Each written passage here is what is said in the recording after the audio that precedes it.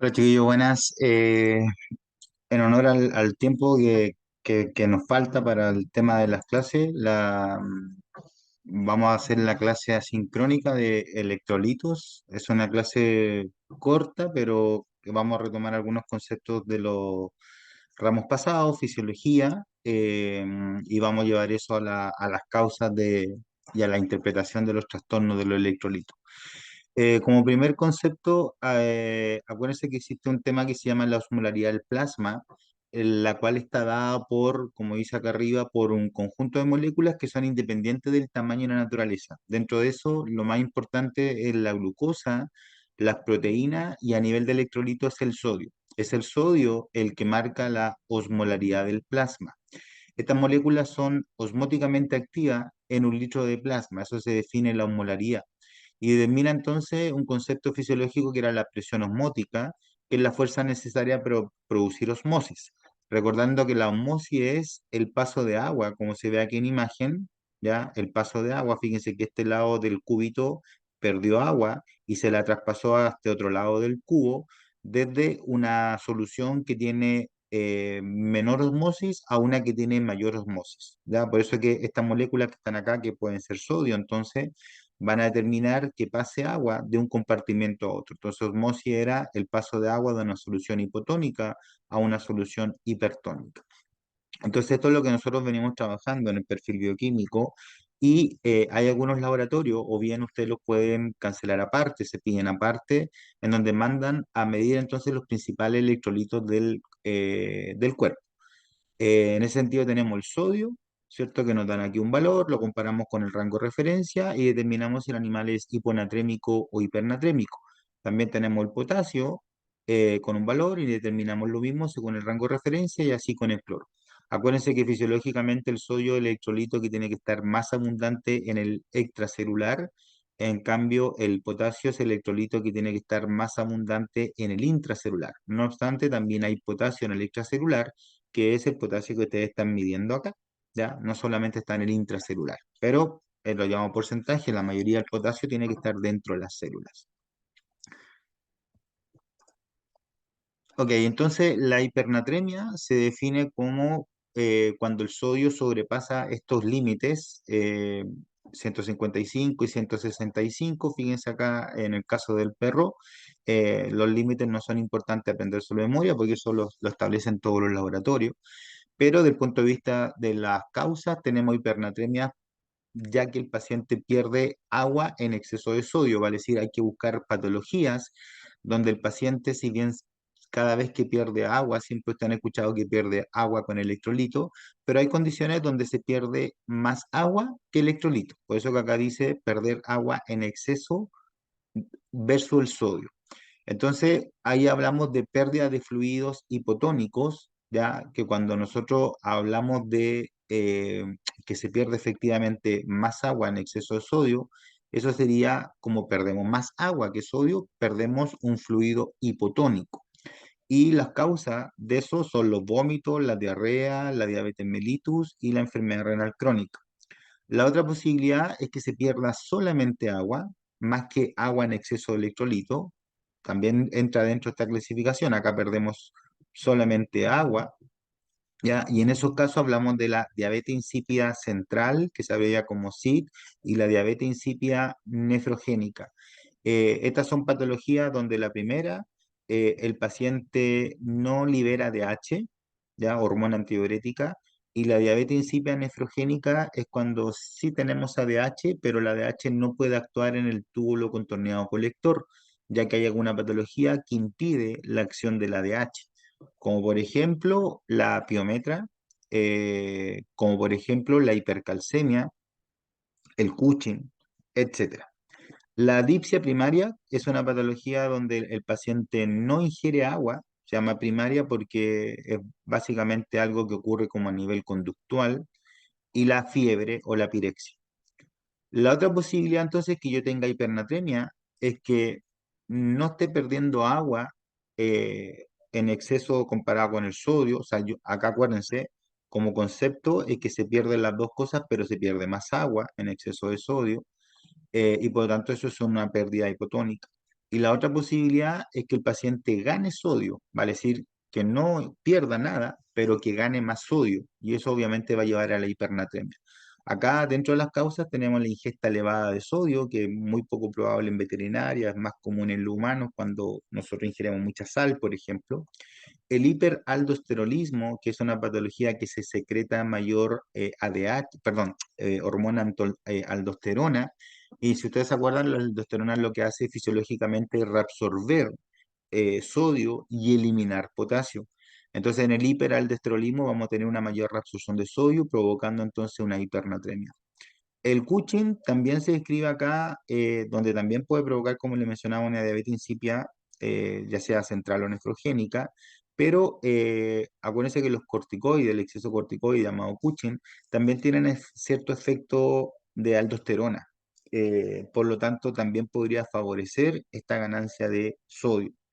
Y cuando ustedes aplican un fluido hipertónico, ¿qué se refiere a un fluido hipertónico? Ustedes han visto y saben que existe el cloruro de sodio al 0,9% o mal llamado suero fisiológico. Digo mal llamado porque ni es suero ni es fisiológico, pero eso queda para otra discusión. Cuando nosotros inyectamos un fluido hipertónico, hablamos de un cloruro de sodio al 7%, un cloruro de sodio al 4,5%, que son sueros de repente que no están muy comunes en las clínicas, pero por ahí lo pueden ver. Algunos son fluidos que tienen mucha concentración de sodio, por eso son hipertónicos. Ya acuérdense que eso da la hipertonicidad, que era lo que teníamos hablando acá, o la osmolaridad, ¿ya? Entonces, esta es como una causa no iatrogénica, pero cada vez que nosotros colocamos un suero hipertónico puede provocar una hipernatremia. Los signos clínicos asociados a hipernatremia, la anorexia, letargia, debilidad, desorientación, ataxia y convulsiones como signos neurológicos, porque vamos a ver que fisiopatológicamente lo que pasaba cuando se produce entonces un exceso de sodio, si lo miramos acá en esto que yo les ponía en fisiología, acá tenemos el compartimento del leak, que tiene agua y electrolito. Las pelotitas claras son agua, las pelotitas oscuras son electrolito. Y acá tenemos el LEC. Y este paciente, cuando pierde volumen, que pierde el LEC, fíjense acá está perdiendo más agüita que electrolito. O sea, estamos hablando de esta pérdida en exceso de sodio. Estamos viendo la hipernatremia que se va a producir por este lado de la diapositiva, ¿ya?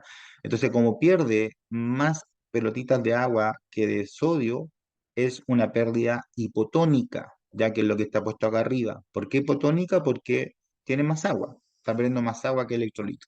Entonces, pérdida hipotónica se refiere a que se pierde más agua que iones y esto va a provocar en el paciente el nombre contrario. El paciente se deshidrata porque pierde agua electrolito, pero se llama deshidratación hipertónica.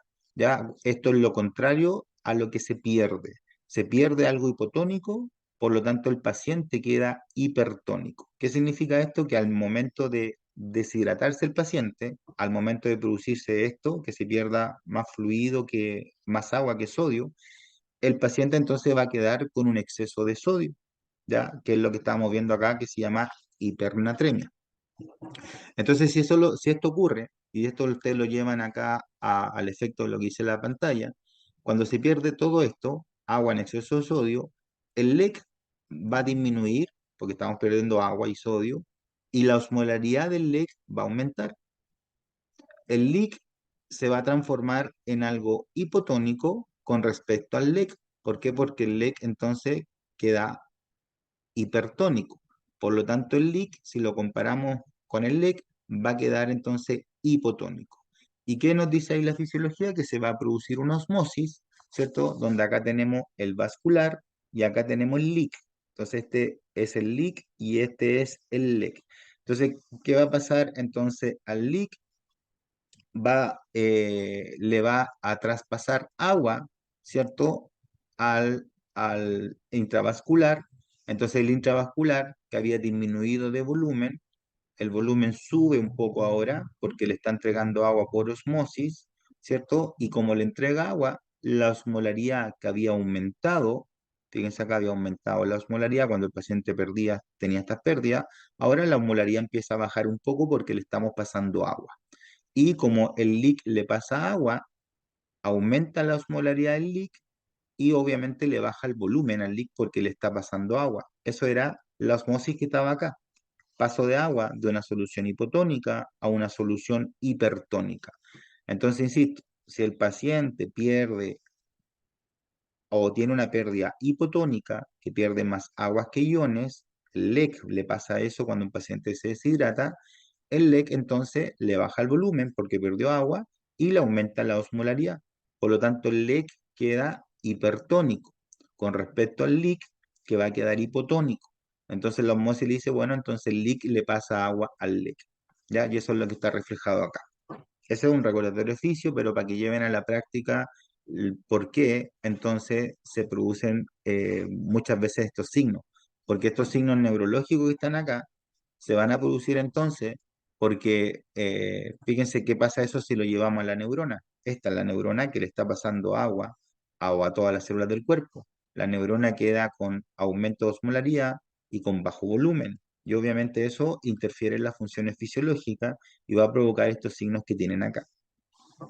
Ahora, la hiponatremia, por otro lado, se va a definir cuando el sodio esté por menor a estos rangos que tienen acá, ¿vale? Eso es hiponatremia, baja concentración de sodio en el LEC, y la mayoría de los hiponatrémicos son hipoosmolares. Esto es como obvio lo que dice acá, puede sonar medio enredado, pero acuérdense que el sodio es el principal electrolito que está en el LEC, por lo tanto, si baja el sodio en el LEC, es obviamente el LEC va a quedar hipotónico o hiposmolar.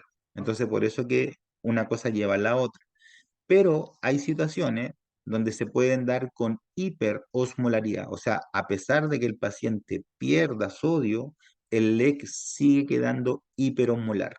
¿Por qué? Porque hay otras condiciones que generan osmolaridad, como por ejemplo la hiperglicemia o los pacientes que tienen diabetes mellitus o los pacientes que tienen hiperlipidemia o hiperproteinemia. Ya, vuelvo al concepto acá.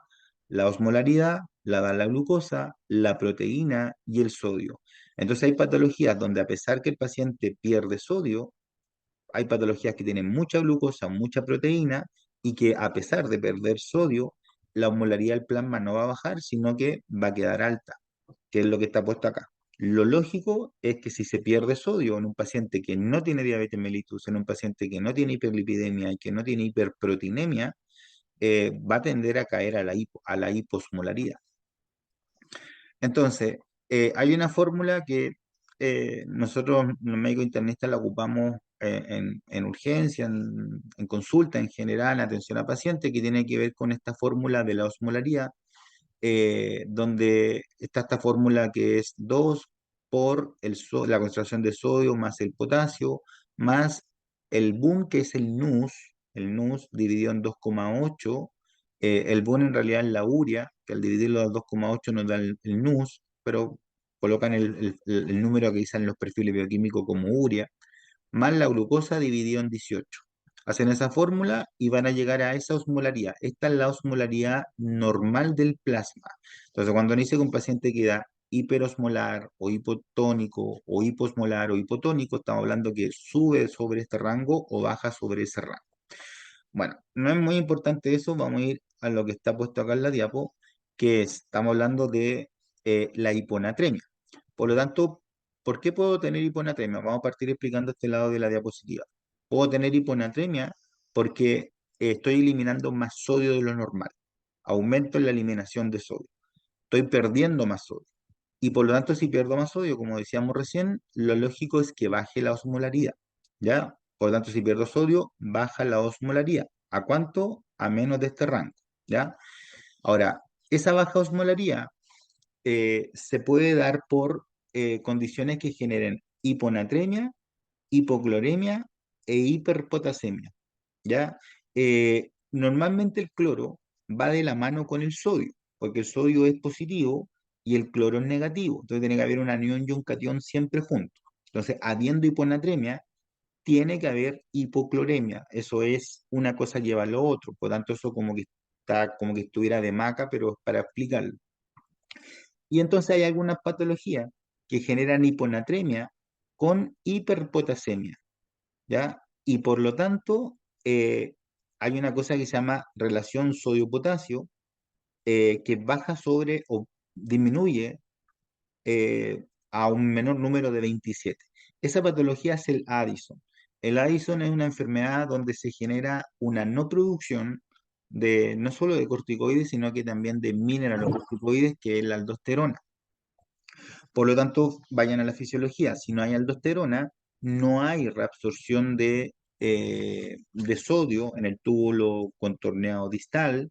Por lo tanto, se pierde el sodio, caemos en hiponatremia y no se secreta potasio. Por lo tanto, no se elimina potasio y caemos en hiperpotasemia. Entonces, si esto lo llevamos a una fórmula donde el sodio disminuye, hiponatremia, pero el potasio aumenta, el valor nos va a dar a menos de 27. Este es un valor que nosotros ocupamos para acercarnos al diagnóstico de Addison. La relación sodio-potasio a menos 27 nos confirmaría que podríamos estar en presencia de un Addison. Ahora, ¿qué pasa si yo tengo una hiponatremia, pero con una relación eh, sodio-potasio normal? ¿Vale? Vale decir, no tenemos entonces una hiperpotasemia o una hipercalemia. También esto se llama de las dos formas, hiperpotasemia o hipercalemia. Acá solamente tenemos una hiponatremia con la relación sodio-potasio normal. Obviamente no es Addison la enfermedad a sospechar, y acá entonces tenemos dos posibilidades: que se esté perdiendo el sodio a un tercer espacio, ¿ya? Y ese tercer espacio es lo que nosotros llamamos cuando se acumula un edema. Los edemas se acumulan en un tercer espacio, que es un espacio como en realidad medio intersticial, medio ficticio. Entonces acá nos vamos a fijar en dos posibilidades más.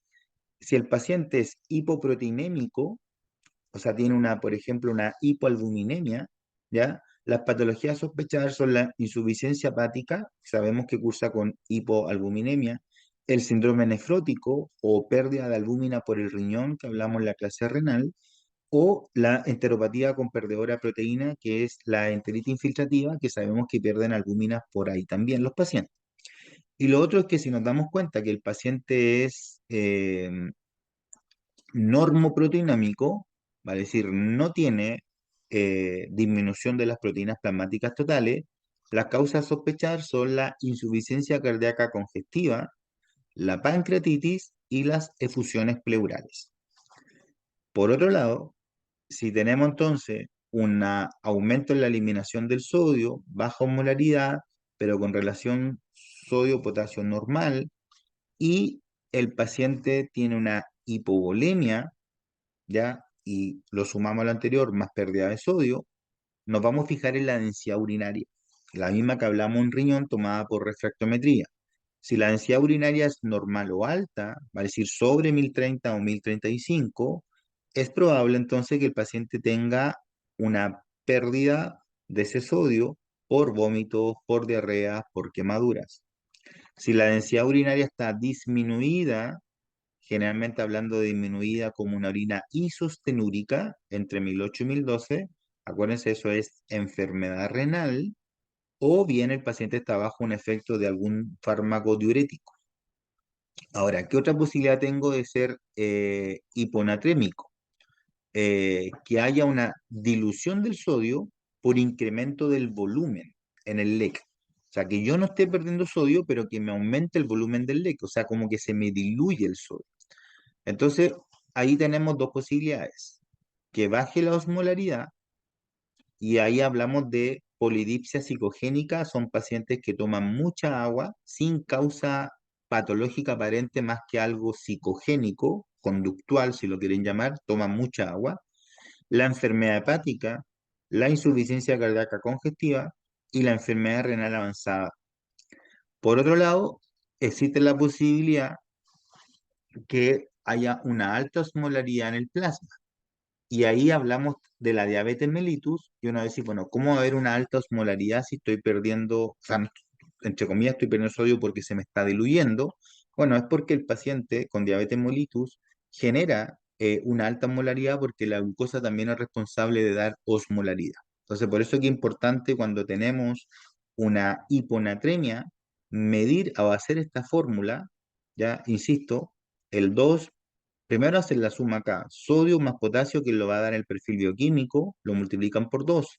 Después dividen el valor del boom, por 2,8 y después dividen el valor de la glucosa del paciente dividido en 18. Hacen toda esa sumatoria y le va a dar un número que es la osmolaridad. Entonces, por eso es importante determinar la osmolaridad cuando tenemos hiponatremia, porque existe lo más lógico, como decía acá, eh, a ver, lo más lógico, como dice acá, es que baje la osmolaridad, pero hay pacientes que pueden tener hiponatremia con osmolaridad alta. Entonces, si fíjense ustedes que también pueden mirarlo de esta forma, hiponatremia con osmolaridad baja, estamos hablando de este lado de la diapositiva o de este lado de la diapositiva. Pero si la osmolaridad aumenta con hiponatremia, es porque el paciente tiene o pudiese tener diabetes mellitus. Y vemos eso en la clase de páncreas, cómo diagnosticar una diabetes mellitus. Ahora, para que el paciente caiga en una, eh, perdón, para que el paciente, o cuando el paciente tiene una hiponatremia, es porque perdió entonces más sodio que agua. Entonces, cuando el paciente pierde más sodio que agua, el paciente tiene una pérdida hipotónica, perdón, hipertónica porque perdió más sodio que agua, eso es lo que da la tonicidad, ¿cierto?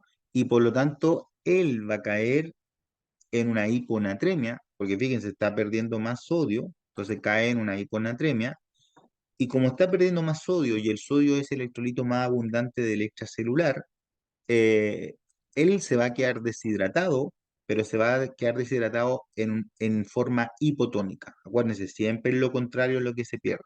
Cuando decimos deshidratación hipotónica es que el paciente se deshidrató, pero perdió más sodio que agua. Por eso quedó hipotónico, le falta tonicidad. ¿Por qué le falta tonicidad? Porque perdió sodio. Entonces, si lo miramos acá, de nuevo el LEC está perdiendo más pelotitas rojas que pelotitas azules. O sea, está perdiendo más sodio que agua. Siempre se pierden las dos, pero en este caso, más sodio que agua. Estamos hablando de la hiponatremia.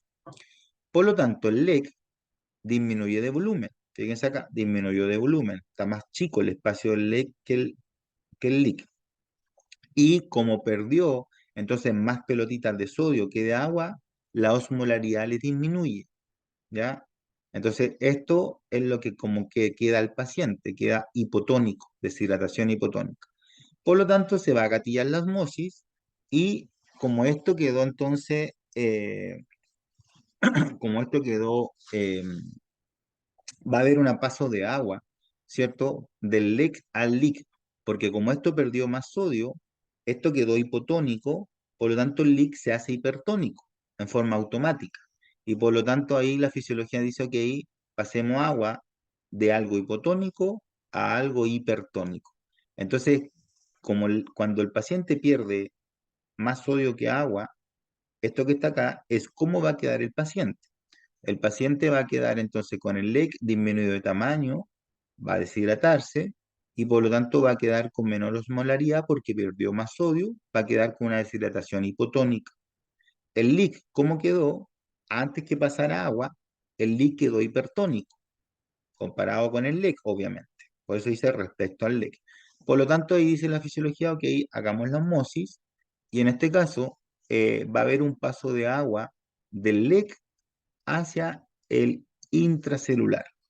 Entonces, como el LEC le va a pasar agua, fíjense acá, le pasa agua, el LEC entonces, al pasarle agua, baja, el volumen baja un poco porque le está pasando agua, más se deshidrata el paciente. Y esta osmolaridad que había disminuido, ahora sube un poco. ¿Por qué? Porque le estamos sacando agua. Pero esa agua se va al intracelular. Por lo tanto, a la célula le metemos más agua, aumenta el volumen de la célula, por eso que tenemos este lado más grande de la diapositiva, y como le metemos más agua, a la célula le baja la osmolaridad. Entonces se desarrollará en el paciente edema cerebral. Y eso es re importante entenderlo porque los signos más importantes de una hiponatremia tienen que ver con signos neurológicos, letargia, debilidad, vómito o náuseas centrales, incoordinación, convulsiones, ¿ya? ¿Por qué? Porque ahí se desarrolla edema cerebral. Porque esto que le estamos metiendo agua a la célula, llévelo a las neuronas. Entonces, se produce entonces esta alteración que da los principales signos neurológicos. Ok, Con respecto al potasio, que es el otro electrolito, acuérdense que fisiológicamente el potasio, yo les decía que tiene que estar en altas concentraciones en el intracelular. El potasio fuera de la célula, en el LEC, es tóxico. Acuérdense que el riesgo de una hiperpotasemia, que aumenta el potasio en el LEC, es la bradicardia.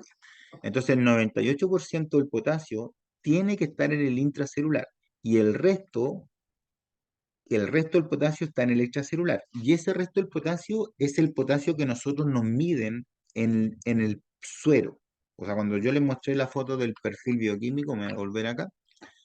Cuando yo le mostré esta foto, que este paciente tenía 4,6% de potasio, que está dentro del rango normal, ese potasio es el potasio que nosotros tenemos en el LEC, porque idealmente el potasio tiene que estar guardadito en el líquido.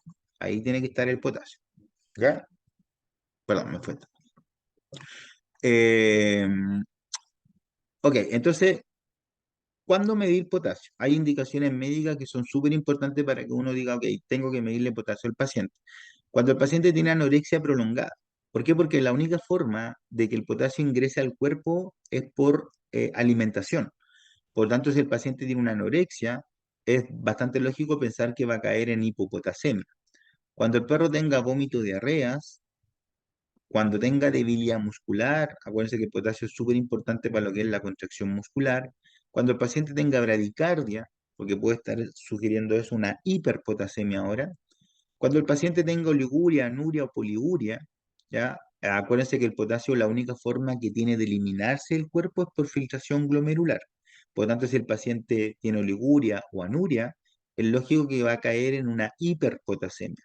Si el paciente tiene poliuria, está perdiendo mucha orina, pierde mucho potasio, es lógico que va a caer en una hipopotasemia. Cuando se sospecha de Addison, ya lo vimos con la relación sodio-potasio, o el uso de diuréticos como la furosemida, que favorecen la pérdida de potasio, y el uso de IECAS, ¿ya?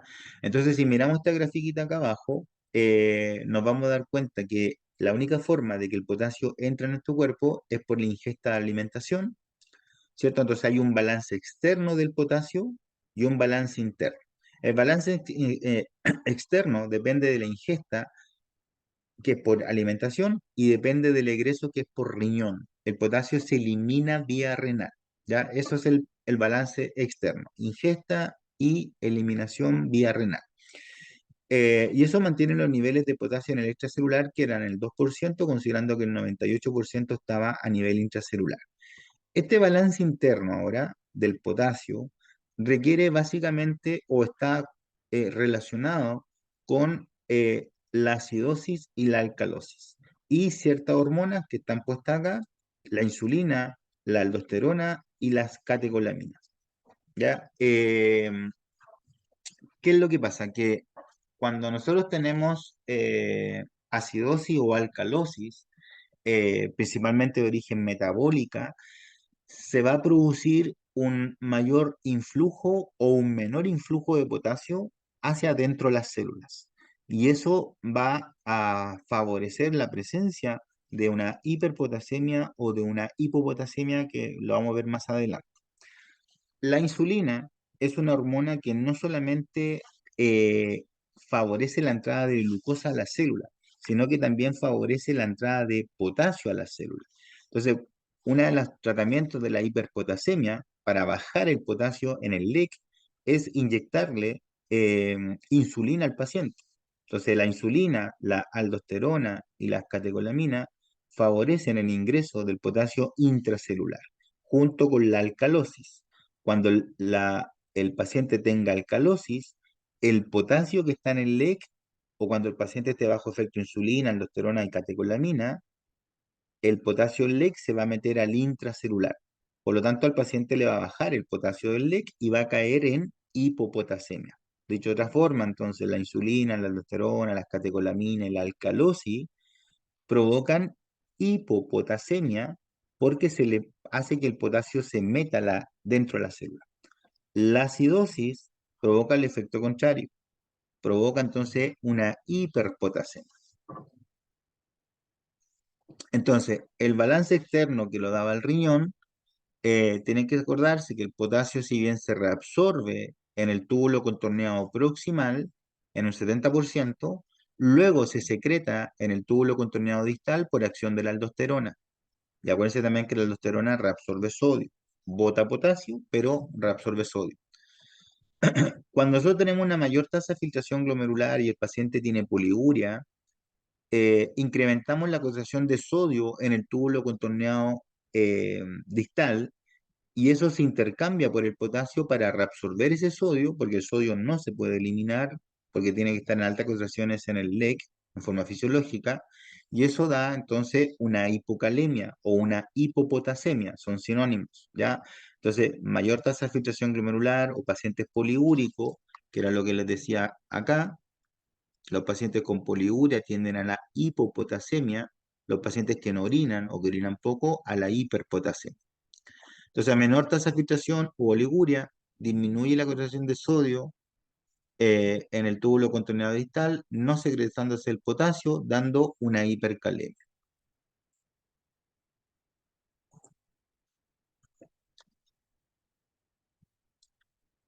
¿Aló?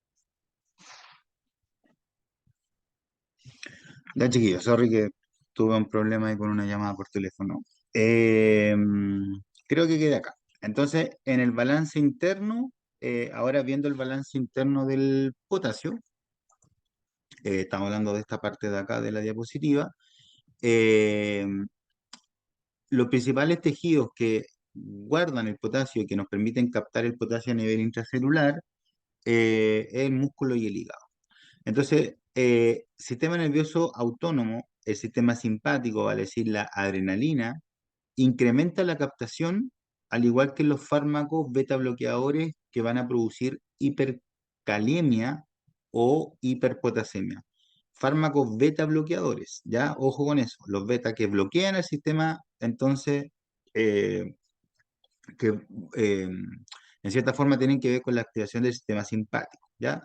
Bueno, para ustedes, efectos, nos vamos a meter en farmacología, entonces, lo que estamos diciendo acá, la adrenalina junto con estas ocho hormonas incrementan la captación de potasio a nivel intracelular y por lo tanto lo que van a provocar entonces es eh, una hipercalemia. Perdón, no, estoy hablando tonteras, me corrijo. Es que me confundí con una cosita acá que está bien. De nuevo, la adrenalina, la insulina, la aldosterona, lo que hacen es favorecer la captación celular de potasio, meten potasio al intracelular, por lo tanto generan hipocalemia o hipopotasemia, pero si ustedes ocupan un fármaco beta bloqueador, que ahí viene el enredo, un fármaco beta bloqueador que bloquea al sistema simpático, el sistema simpático ya no va a poder meter el potasio a nivel intracelular, por lo tanto se va a generar lo que dice acá una hipercalemia, que está bien, o una hiperpotasemia. Pero eso es los fármacos beta bloqueadores, los fármacos que bloquean el sistema simpático. ¿Ya? La insulina también lo que hace es incrementa esta captación, aumentando su nivel en la hipercalemia, vale decir, cuando hay hipercalemia, en el fondo es el estímulo para que se libere la insulina, porque la insulina lo que quiere hacer es meter el potasio, ¿ya? Y obviamente dice acá lo contrario, que disminuye con la hipocalemia. ¿Qué es lo que disminuye? La secreción de insulina. Esto es como a nivel de la glicemia. Si yo tengo una hiperglicemia, o una hipercalemia, se favorece la secreción de insulina. Si yo tengo una hipoglicemia o una hipocalemia, disminuye la liberación de insulina. ¿Ya? Ese es el estímulo. El efecto de la insulina es provocar hipopotasemia o hipocalemia, ¿cierto? Porque mete el potasio a nivel intracelular. La acidosis, como comentábamos, provoca hipercalemia porque se intercambia por el ion hidrógeno, que es lo que está alto en una acidosis, provoca hipercalemia, y la alcalosis genera hipocalemia, está puesto acá, alcalosis porque también estimula entonces el ingreso del potasio a nivel intracelular. ¿Ya? Así que esto es lo que tienen que manejar como las causas. Ahora, la hiperpotasemia se define cuando el potasio está aumentado por sobre el rango de referencia y acá es súper importante que miremos nuestros niveles de sodio en el paciente, porque son dos electrolitos que siempre van a estar como juntos, digamos, o se van a monitorear juntos, ¿ya? Si mi paciente tiene hiperpotasemia, pero además tiene una hiponatremia, vale decir, los niveles de sodio están bajos, y yo le calculo la relación sodio-potasio y me da menor a 27, una de las causas o la causa es Addison, ¿ya? Entonces, hiperpotasemia con hiponatremia, sospechamos de Addison. Más sospechamos aún cuando esta relación es menor a 27, ¿ya? Ahora, si yo tengo un paciente con hiperpotasemia, pero con niveles de sodio normales o altos, vale decir, normal o hipernatremia, voy a buscar causas que por acá dicen evitables. ¿Qué significa esto? Que hay causas que son provocadas por el operador o por el médico veterinario, en este caso, más que el operador, o condiciones asociadas al paciente, que me hacen aumentar el potasio, pero no me alteran el sodio. Por eso que dice evitables, porque se pueden evitar del punto de vista de las recomendaciones que uno le hace al paciente. Por ejemplo, que haya comido previo a la toma de muestra, porque el potasio ingresa vía oral. Por lo tanto, los pacientes que no respetan el ayuno tienen hiperpotasemia. Los pacientes que se les genera hemólisis in vitro, ya manejo mal tomada de la muestra, pueden tener hiperpotasemia porque el potasio está en altas concentraciones en el interior de todas las células. Acuérdense, en el intracelular el 98%, pero hay razas de perro, como particularmente los Akitas, que tienen mucho potasio dentro de los glóbulos rojos más que en otras células. Entonces, esta hemólisis está escrita solamente para los perros Akita. La hemólisis in vitro que hablamos en la primera clase pueden generar una hiperpotasemia. ¿Ya? La activación de plaquetas. eh, las plaquetas, si se activan por un mal manejo de la toma de muestra, también pueden liberar ese potasio que tienen dentro de las células. Y fármacos como las espironolactona, los bloqueadores de la enzima convertidora del angiotensinógeno, angiotensina, los IECAS, los beta bloqueadores que bloqueaban el sistema simpático, y los AINES son fármacos también que pueden aumentar el potasio, pero no alterar el niveles de sodio, ¿ya? O al menos para abajo, ya como dice acá en la diapositiva. La otra posibilidad es que en un paciente con hiperpotasemia, pero con niveles de sodio normal o alto, yo piense en que ese potasio está alto porque no se está eliminando por la orina, porque la única forma que el potasio se elimine es por la orina. Entonces, fracaso de la excreción. Y acá a nivel clínico ahora me voy a fijar en cómo tiene la vejiga ese paciente. ¿La tiene pletórica, vale decir, la tiene llena, la tiene distendida? Si la respuesta es sí, es probable que haya una obstrucción del flujo urinario por las causas que ustedes quieran. Neoplasia en vejiga, cálculos, vejiga neurogénica, motoneurona superior, en fin, todo lo que a ustedes se les ocurre que genere obstrucción urinaria. Si la respuesta es no, vale decir, no tiene la vejiga llena y hay una vejiga chiquitita o sin contenido de orina o poco contenido de orina, podemos estar en una enfermedad renal aguda, enfermedad, o perdón, dos veces, enfermedad renal aguda o uroabdomen. Vale decir que se haya roto la vejiga y que la orina haya pasado al abdomen. Acuérdense que esto lo vimos en la clase de efusiones y una de las formas de diagnosticar un abdomen es medir la creatinina, ese líquido que ustedes sacan del abdomen. Si la creatinina es más alta que el nivel de creatinina que tiene el paciente en el suero, es muy probable que tenga un uroabdomen. Y eso también va a provocar entonces una hiperpotasemia. La otra posibilidad es que haya una redistribución. Y aquí hablamos de redistribución cuando el potasio de intracelular se sale de las células del 98% y se va hacia el extracelular.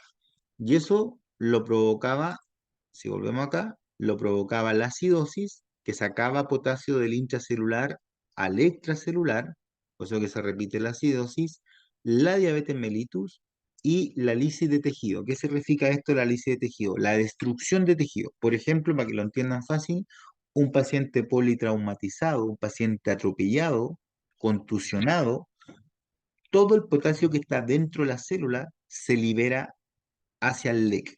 Entonces, eso se llama redistribución. ¿Ya? Aumenta el potasio, pero no necesariamente le va a bajar el sodio. ¿Ya? Puede que aquí esté normal o alto. Por eso es importante entonces, frente a una hiperpotasemia, siempre medir los niveles de sodio porque podemos estar o en esta parte o en esta parte de las causas de esa hiperpotasemia. Ahora, la hipopotasemia, entonces es lo contrario, es la disminución de los niveles de potasio por sobre estos valores que no se los tienen que aprender de memoria. Y acá tenemos cuatro subgrupos. O el potasio se pierde por pérdidas gastrointestinales, como por ejemplo vómitos. Estos son los mecanismos fisiopatológicos, ahí se los dejo, pero es un recordatorio de lo que hablamos en la clase de fisiología. Lo importante es que se pierda por vómito, que el paciente no ingiere potasio, disminución de la ingesta, por ejemplo, un paciente con anorexia. Dos, aumento de la excreción renal, que esté perdiendo más potasio por la vía urinaria. Entonces aquí tenemos causas, como por ejemplo la diuresia osmótica provocada por glucosuria. Los pacientes con diabetes, por ejemplo, que tienen glucosuria, tienen poliuria, ustedes saben, y esa poliuria obviamente termina por llevando al paciente que pierda también potasio. La enfermedad renal crónica, porque sabemos que cursa con poliuria, los diuréticos, la diuresis posobstructiva, todos los pacientes que ustedes les llegan con obstrucción urinaria, por ejemplo, por un cálculo, un gato con flut, ustedes los desobstruyen a esos pacientes, después viene una diuresis posobstructiva que es fisiológica. En esos casos, los pacientes pueden caer en hipopotasemia. Hiperaldosteronismo, mayor secreción de aldosterona. La aldosterona tiene su efecto, es eh, pérdida de potasio. Entonces pierden más potasio, caen en hipopotasemia. Y el Cushing, ¿ya? Acá está la explicación fisiológica de por qué el Cushing entonces provoca esa hipopotasemia, ¿ya? A grandes rasgos, acuérdense que el cortisol también tiene cierto efecto aldosterona, entonces como muy similar al anterior. Y la otra posibilidad es que haya paso del leak al leak. O sea, ¿qué pasa? Que el 2% del potasio que estaba en el leak ahora se meta en las células. Entonces, como que se nos desaparece el potasio del leak, caemos en hipopotasemia y ahí tenemos la acción de la insulina, la acción de la alcalosis y la acción de las catecolaminas. Ojo, las catecolaminas, lo mismo que hablamos en hematología, en todas partes de la excitación, la toma de muestras de excitación en un paciente, va a provocar hipopotasemia. Entonces, fíjense, eso es importante porque ustedes tienen que ir a buscar al hemograma o al perfil signos de excitación también, ¿ya? Ahora, con respecto al cloro, es muy sencillo porque el cloro yo le decía que va de la mano con el sodio. Sodio es positivo, el cloro es negativo. Entonces está el cloruro de sodio, que es la mezcla de los dos, ¿no? Entonces existen las alteraciones que se llaman hipercloremia, que en general van asociadas a la hipernatremia. O sea, todas las causas que vimos anteriormente de hipernatremia generan hipercloremia. Ahora, pueden tener causas de hipercloremia sin hipernatremia, como por ejemplo cuando se incrementa la pérdida de bicarbonato por diarrea o por enfermedad renal, pero específicamente por una condición que se llama acidosis tubular renal. ¿Ya? Lo lógico es que si hay hipercloremia, haya hipernatremia también. Pero ojo con estas dos causas porque generan hipercloremia sin hipernatremia. Ahora, la hipocloremia es la disminución entonces del cloro sérico por sobre los valores de referencia. Generalmente se asocia a hiponatremia, insisto, es lo mismo, van de la mano. Por lo tanto, la causa más asociada a hiponatremia es Addison, ¿ya? Y acuérdense que en el Addison genera hipercalemia también, o sea, aumento del potasio. Pero podemos tener hipocloremia sin hiponatremia, como lo contrario de lo de arriba, exceso de bicarbonato que generan disminución del cloro para mantener la electroneutralidad. Ejemplo, vómito con contenido estomacal. Bueno, eso es como redundante en el sentido de el contenido estomacal se refiere a los vómitos que son por obstrucción del píloro, obstrucción de la salida del estómago. Esos vómitos generan alcalosis, ¿ya? Y eso puede generar entonces esta hipocloremia, ¿ya? Ahora, el término o la vía de eso, cómo lo generan esos fisiológicos, yo no me voy a meter en eso en la clase. Lo importante es que ustedes sepan las causas y que eso obviamente después el día de mañana lo razonen en términos fisiológicos. El Cushing puede generar hipocloremia porque los corticoides incrementan la reabsorción de sodio y la pérdida de cloro. Ya ese es como el efecto, no es tan común. Lo más común de la hipocloremia es el Addison, ya, porque fíjense que el corticoide es lo contrario al Addison en estricto rigor, pero lo más común es el Addison como hipocloremia junto con hiponatremia y a la vez agreguenle acá, que ya lo vimos en las diapos anteriores, la hiperpotasemia o la hipercalemia.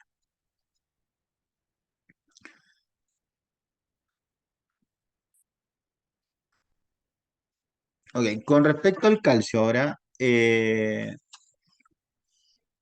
a ver, media larga esta diapositiva, pero lo que está acá en la fisiología, acuérdense que, bueno, te han escuchado que los rayos ultravioleta tienen que ver con la síntesis de la vitamina D, ¿cierto? Pero nada de eso es posible, ustedes no sacan nada con tomar sol, por ejemplo, si el riñón no le funciona, porque es el riñón, a través de una enzima 1-alfa hidroxilasa o hidrolasa, que eh, activa la vitamina D inactiva proveniente de los rayos ultravioleta, que además tienen que pasar por el hígado para formar el 25-hidroxicolecalciferol, es el riñón a través de esta enzima que la transforma en su metabolito activo que es el 1,25, ¿ya? Dihidroxicolecalciferol o vitamina D3, que es la metabólicamente activa. Ojo con esto. Esta es la que actúa a nivel intestinal favoreciendo la reabsorción de calcio y de fósforo. Ese es el rol de la vitamina D. Ahora, ¿por qué está puesto esta diapositiva entonces? ¿Por qué aparece un signo más? Porque acuérdense que una causa importante de que no haya vitamina D es la enfermedad renal crónica, ¿ya? Cuando se pierden ya más del 75-80% de las nefronas, el paciente puede caer en este hiperparatiroidismo renal secundario. Ya lo explicamos en la clase renal, pero vamos a explicarlo ahora asociado más enfocado al calcio. Entonces, cuando el paciente no transforma la 25 en 1,25, no forma vitamina D3, por lo tanto, en teoría, el paciente cae en hipocalcemia, ¿sí? ¿Por qué? Porque la vitamina D tiene que ver con reabsorber el calcio. Cuando hay hipocalcemia, el estímulo fisiológico es que hay una mayor secreción de PTH, ¿ya? esta secreción de PTH lo que busca es, fisiológicamente hablando, es subir el calcio. El estímulo es como el estímulo para que sintetice insulina en la hiperglicemia. Acá el estímulo para que se secrete la PTH es la hipocalcemia. Esta PTH, el rol fisiológico que tiene es ir al hueso, sacar calcio del hueso, reabsorción osteoclástica, ir al riñón, favorecer la reabsorción de calcio en el riñón, e ir al intestino, que tiene un efecto indirecto. Esto está dado además por la vitamina D en el intestino, junto con la PTH, aumentar la reabsorción de calcio y fósforo. ¿Para qué? Para generar hipercalcemia, porque teníamos una hipocalcemia original, entonces lo que buscamos es provocar una hipercalcemia. Esta hipercalcemia es lo que provoca el feedback negativo hacia las células C de la tiroide o la calcitonina, porque la calcitonina lo que busca es generar hipocalcemia. Acuérdense entonces que hay dos hormonas en el metabolismo del calcio, que es lo que se está explicando en esta diapositiva. Una es la PTH, que es hipercalcemiante, su efecto es hipercalcemiante, y otro es la calcitonina, que lo que busca fisiológicamente es bajar el calcio, un rol hipocalcemiante. ¿Ya? Es un pequeño recordatorio de fisiología. Eh, el calcio, 98% del calcio que ustedes tienen está en los huesos y en los dientes. Bueno, aquí faltan los dientes, pero en los huesos. Y el 2% está en el plasma. ¿Ya? Es muy poquito el plasma, o sea, muy poquito el calcio que está en el plasma. Este es el calcio que ustedes miden en los perfiles bioquímicos. ¿Ya? Ahora, ese calcio en el plasma tiene tres formas. O sea, de este 2% lo vamos a dividir en tres. Hay un calcio que se llama ionizado o libre, que es el que yo les comentaba en la clase de renal, que es el metabólicamente activo. Este calcio es el 50% del 2%, ¿ya? Y hay otro calcio, hay otra fracción de calcio plasmático que anda quelado en el plasma con lactato, citrato, bicarbonato, que es el 10%, y hay otro calcio que anda unido a la albúmina, que es el 40%. ¿Ya? Entonces, estos son los tres tipos de calcio que andan medio en el plasma. Cuando usted le mide el calcio en un perfil bioquímico, están midiendo el calcio total. Calcio total. ¿Cuál calcio total? El calcio plasmático o el calcio en el suero es la sumatoria de todo esto. Este es el calcio total. ¿Ya? Los tres tipos de calcio. Pero el calcio que a mí me interesa medir, que yo les decía en riñón y que lo vamos a ver más adelante, es el calcio ionizado o calcio libre. Es el que el laboratorio debiera medir. Eso es lo que uno debiera empezar a pedir ahora, el calcio ionizado, no el calcio total. ¿Ya? Entonces, estas tres variables se modifican con los niveles de albúmina y el iónico permanece invariable. Vale decir, cuando el paciente tiene hipoalbuminemia, generalmente va a provocar entonces una hipocalcemia.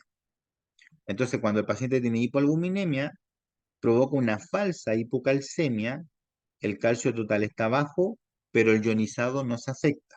Por eso que es importante medir el ionizado. Cuando el paciente tiene una hiperalbuminemia, que sabemos que eso es deshidratación, va a llevar a una hipercalcemia. El calcio total alto, pero no se afecta el ionizado. Por eso es importante entonces medir el ionizado. Entonces, cuando hay hipocalcemia o hipercalcemia o hipocalcemia, siempre hay que mirar el nivel de albúmina en el perfil bioquímico. Porque si hay una hipocalcemia y la albúmina está baja, pues ok, es por eso. Si hay una hipercalcemia y la albúmina está alta, pues bueno, ok, es por eso y no me preocupo.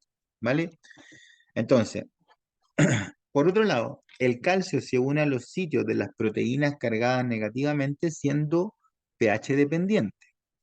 El calcio que se une a la albúmina es pH dependiente.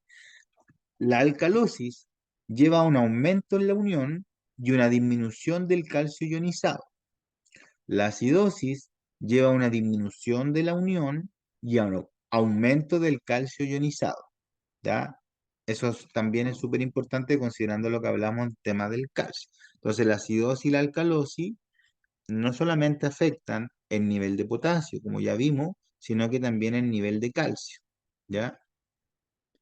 Entonces, la alcalosis, la acidosis o los trastornos ácido-base sí afectan el calcio ionizado y obviamente el calcio total. Bueno, miren, esto es una, lo iba a sacar, pero yo creo que es importante también que lo conozcan, no, no es como para preguntarlo. Eh, si ustedes tienen una hipercalcemia, no es como para, lo voy a explicar bien en términos entre colegas, así como, no es como para volverse loco.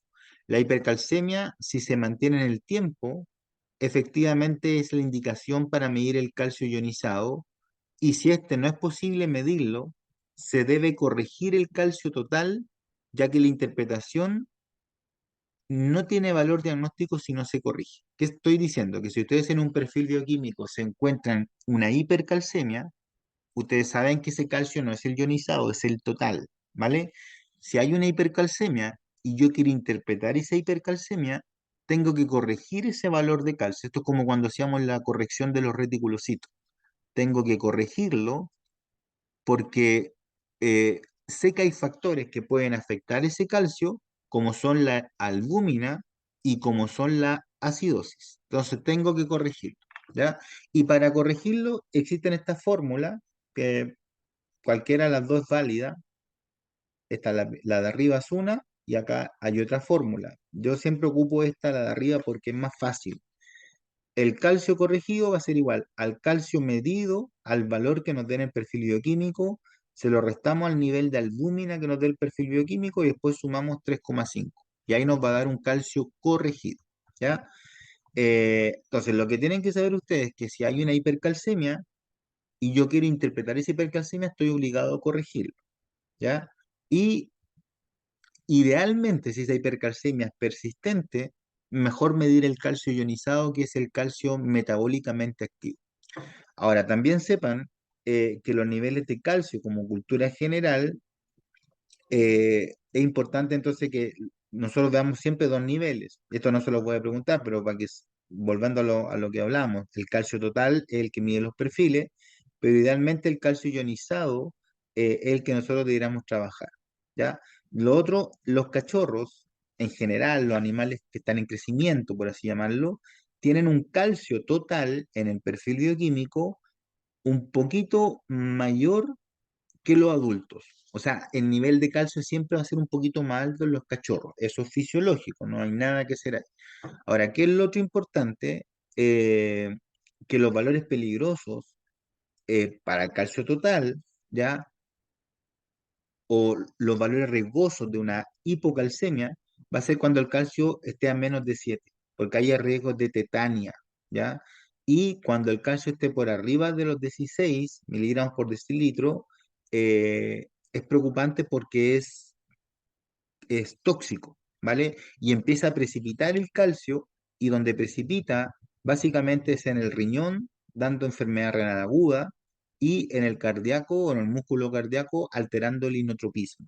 Entonces el calcio cuando está alto es peligroso porque va a empezar a precipitar en tejidos, ¿ya? Y también aquí agreguen, me faltó súper importante, el calcio alto a nivel neuronal, también es súper importante según lo que vemos en fisiología, ¿ya? Entonces, cosas a saber de importancia más que la fórmula, los valores peligrosos de una hipocalcemia, de una hipercalcemia, saber que los cachorros tienen más calcio que los adultos, o que los adultos tienen menos que los cachorros, en fin, para poder interpretar eso. Entonces, causas de hipercalcemia, tenemos los tumores malignos que no son de la paratiroides. Ya esto es como nombre redundante, porque si hubiera un tumor en la paratiroides, generalmente secreta más PTH y la PTH sabemos que es hipercalcemiante y eleva el calcio. Pero aquí estamos hablando de tumores que están en otros lados, como por ejemplo el linfoma.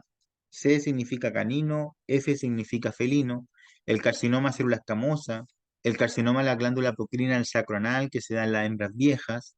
Estos tumores tienen la probabilidad de sintetizar una hormona que se llama PTH ectópica y que es una hormona que se parece a la PTH, pero que no es PTH, pero que tiene el mismo rol fisiológico que la PTH, va a decir, aumenta el calcio. Después tienen otros tumores como la leucemia linfocítica crónica, el mieloma, la enfermedad mieloproliferativa o leucemia en general, las metástasis del hueso por un adenocarcinoma mamario, destruye huesos, desarma huesos, saca calcio y el carcinoma pulmonar. El hipoadrenocorticismo, Addison, genera hipercalcemia. Ya sabemos que genera hiponatremia con hiperpotasemia y el mecanismo de la hipercalcemia es poco claro. Ya no se sabe muy bien. O sea, sí hay teorías, pero no está, todavía está en discusión. La enfermedad renal crónica, porque provocaba esta cosa que llamamos el hiperparatiroidismo renal secundario. Entonces, acuérdense que los pacientes con enfermedad renal crónica ustedes pueden encontrar el calcio normal o alto, ¿ya? O incluso pueden pillarlo bajo. Tienen esas tres opciones en un perfil bioquímico en un paciente renal. El hiperparatiroidismo primario. O sea, hay algo en la paratiroides que está haciendo secretar más PTH. Hipervitaminosis D. O sea, que el paciente tenga un exceso de vitamina D.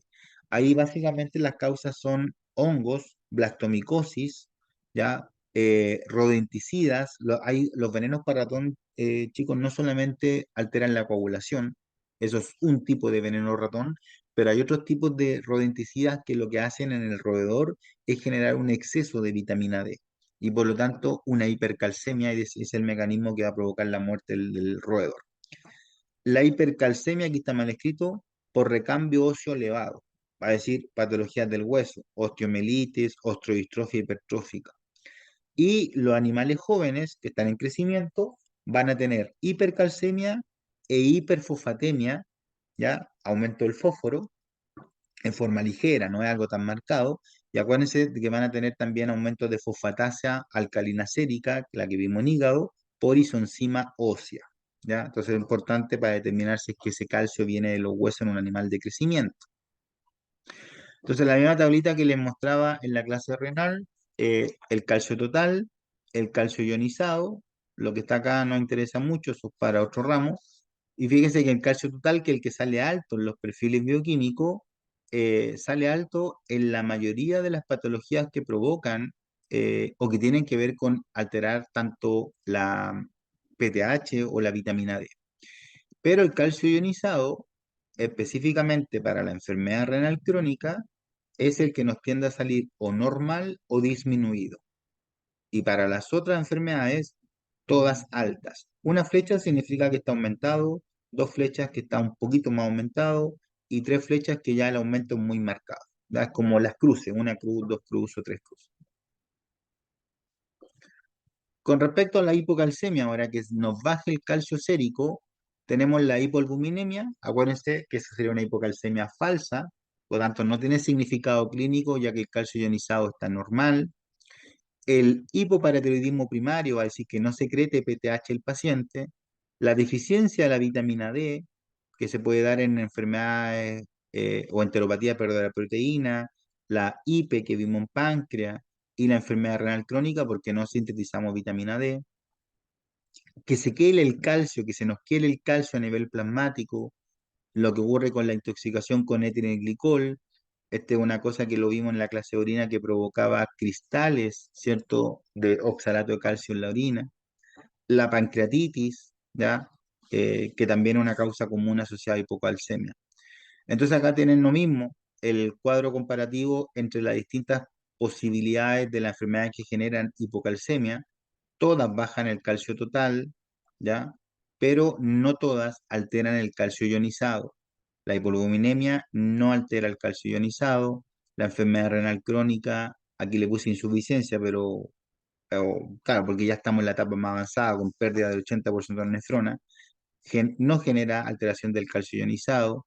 La enteropatía puede o no generarla, el IP puede o no generarla.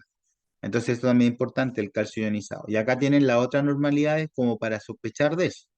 Por ejemplo, albúmina baja, obviamente hipoalbuminemia.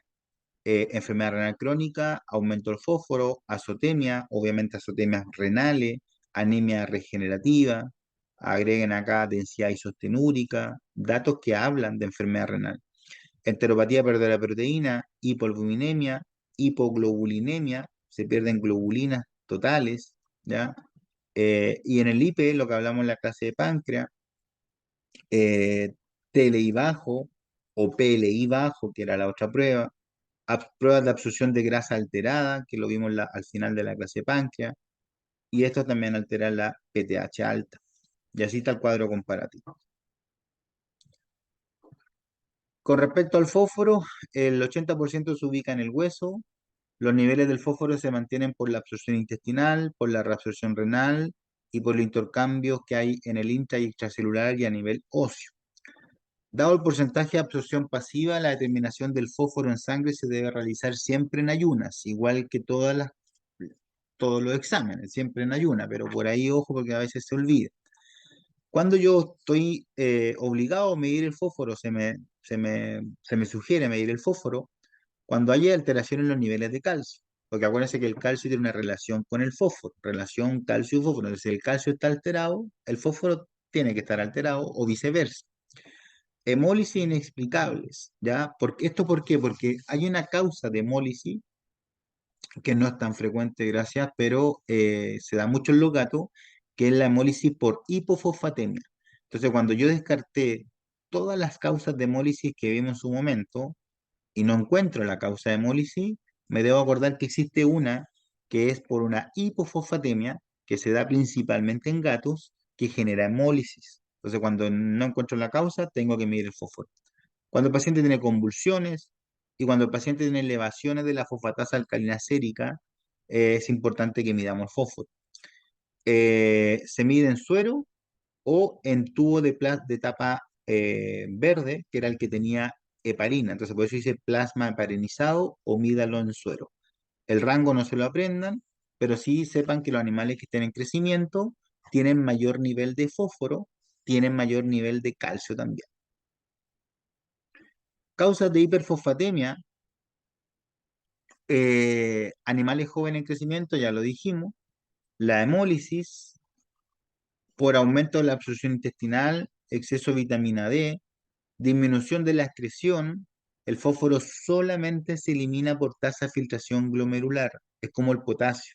Entonces, si el animal tiene disminución de la excreción, azotemia de cualquier tipo, prerrenal, renal y posrenal, no va a eliminar el fósforo. Y traspaso del LIC al LEC, como la lisis tumoral, trauma a los tejidos blandos y la acidosis, muy parecido a lo que es el tema del potasio. Acá con respecto a la hemólisis, ojo, no me refiero a esta, acá repito, hay una hemólisis que se provoca por la hipofosfatemia. Para decir, la hipofosfatemia puede generar hemólisis. Ahora, las hemólisis, como el fósforo está dentro de la célula y dentro del eritrocito, cuando haya hemólisis, puede aumentar un poquito el fósforo también, ¿ya? Pero no es la otra hemólisis que es causada por una hipofosfatemia. Con respecto a la hipofosfatemia, es peligroso, los síntomas se van a dar cuando el fósforo baje el 1,5. Por ejemplo, esta hipofosfatemia va a originar la hemólisis que estábamos descrito anteriormente. Causa absorción disminuida a nivel intestinal, aumento de la excreción urinaria en los pacientes con poliuria, desplazamiento del LIC al LIC, del LEC al LIC, que se meta más fósforo al LIC, provocada, por ejemplo, por la alcalosis, ¿ya? Y la hipercalcemia primaria. Eh, en el fondo, si hay una hipercalcemia, la fisiología nos enseñó que si el calcio sube, el fósforo baja, para mantener la relación calcio y fósforo. A eso se refiere eso que está ahí. Bueno, eso era, chicos. Eh, Era solamente para hacer la clase eh, asincrónica porque no nos da el tiempo y al control que hicimos grupal se nos fue mucho tiempo ahí, así que se las dejo acá en forma de grabación.